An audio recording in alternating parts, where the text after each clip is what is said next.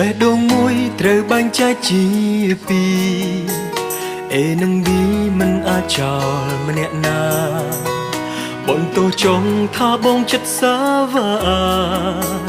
សាងស្នេហាធ្វើឲ្យអូនទឹកភ្នែកម្នាក់អាណិតម្នាក់ទៀតគឺស្រឡាញ់ឲ្យចោលចាញ់ព្រោះមិនអាចបែងចែកធ្វើយ៉ាងណាទៅគ្មានអ្នកយំយែកគាត់រឿងហេតុឈឺចាប់មិនបានឡើយសុំទោសប៉ុន្មានលានដងក៏បេះដូងនៅឈឺគ្មានអ្នកស្ដាប់ឮសំណួរគ្មានចម្លើយអបអូនចិត្តនឹកគេ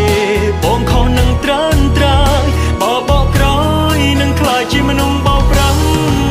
ចង់ដកខ្លួនក៏មិនបានទៅមុខក៏មិនដល់ដល់ផ្លូវទួលព្រោះមិនស្គាល់ខ្លួនច្បាស់ចិត្តស្រឡាញ់អ្នកថ្មីបេះដូងនឹកអ្នកចាំង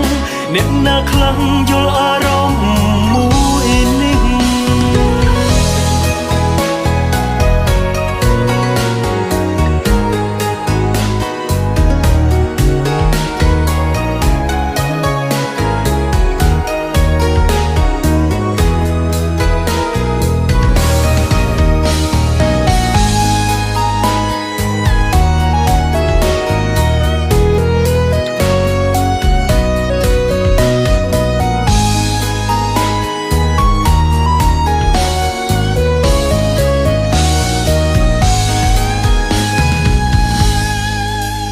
បេះដូងមួយត្រូវបែងចែកជា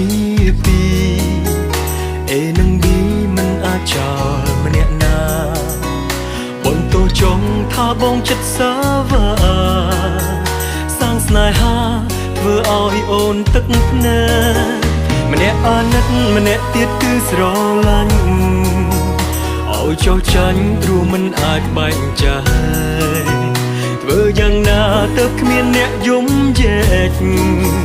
គាត់រឿងហេតុឈឺចាប់មិនបាន